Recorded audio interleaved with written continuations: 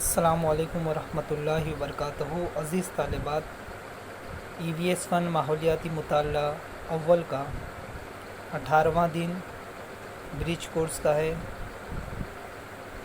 और अमली खाका आपके सामने है। यहाँ हम देखेंगे 3 तालिबात गुब्बारा फुला रही है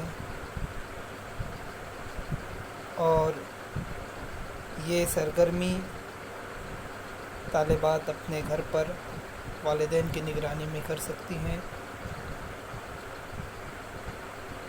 लेफ़्ट हैंड पे बाएं तरफ जो बच्ची है वो गुब्बारा फुला रही है। उसका जो गुब्बारा वो फुला रही है वो छोटा है।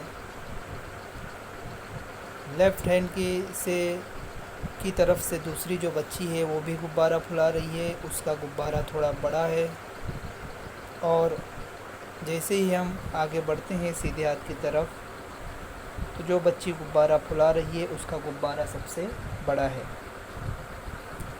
ये गुब्बारे की जसामत है, साइज़ है।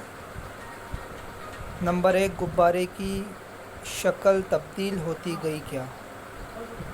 आप इसका जवाब देंगे। गुब्बारे की शक्ल बदली या नहीं बदली, ये आपको देखना है और जवाब देना है। नंबर 2, गुब्बारे की जसामत किस वजह से तब्दील हुई? गुब्बारे की जो जसामत है, उसकी जो साइज़ है, वो किस वजह से बदली? क्या हुआ कि गुब्बारे की जो साइज़ है, जसामत है, वो बढ़ गई? ये आपको खाली जगह में सामने लिखना है। उसके बाद एक लड़की पहाड़ पर चढ़ रही है और जैसे जैसे वो ऊंचाई पर जाएगी उसे ज़्यादा ऑक्सीजन की ज़रूरत पड़ेगी क्योंकि उसे सांस लेने में तकलीफ़ होगी। इस तरह से इसमें बताया गया, ये आप पढ़ेंगे। वजह क्या है कि ऊपर हवा का दबाव कम होता जाता है, हवा कम होती जाती है, इस वजह से आप इसे पढ़ेंगे। उसके बाद यहाँ पर बताया गया है हवा जो हमारे एतराफ़ में है, जो हमें दिखाई नहीं देती, हवा का गिलाफ़ है जो मुख्तलिफ़ गैसों से मिलकर बना हुआ है, मुख्तलिफ़ गैसों का आमेज़ा है। हवा में बहुत सी गैसें शामिल हैं और उसमें जो हवा में जो गैस है ऑक्सीजन, वो हमारे सांस लेने के अमल के लिए ज़रूरी है। अमल तनफ़ुस के लिए ऑक्सीजन की ज़रूरत हमें होती है। दूसरा है, यहाँ पे नीले रंग से लिखा हुआ है कार्बन डाइऑक्साइड।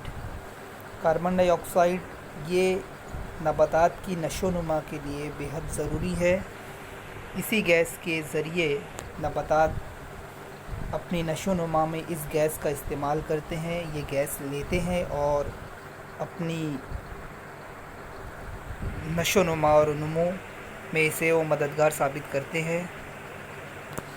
ये आपको पढ़ना है। जो भी मालूमात यहाँ पे दी गई है, तमाम मालूमात आपको पढ़ना है।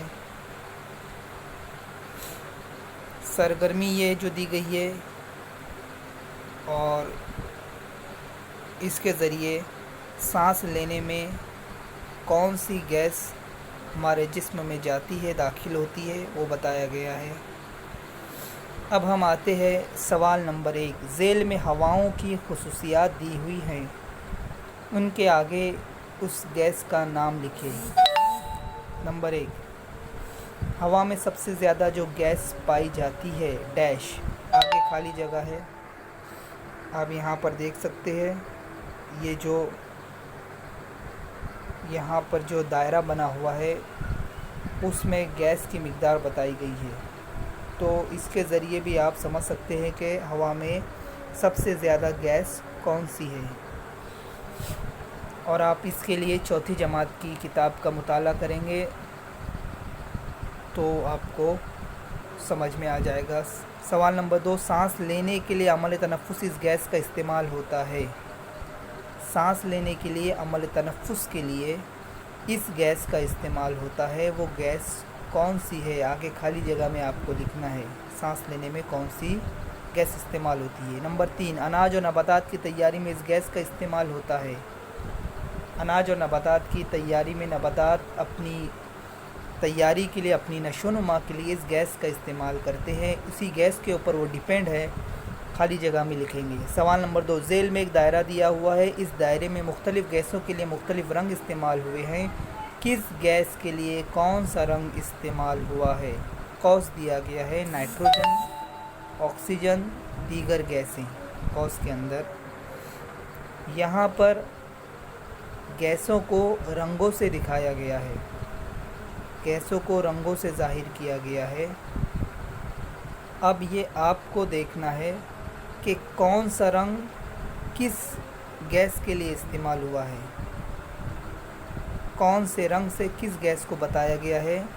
सबसे पहला है नारंगी रंग और आगे डैश लिखा हुआ है, खाली जगह छोड़ी गई है, वहाँ पे आपको लिखना है कौन सी गैस है। नारंगी रंग से किस गैस को बताया गया है, ज़ाहिर किया गया है। नंबर 2 पर है आसमानी रंग, नीला रंग।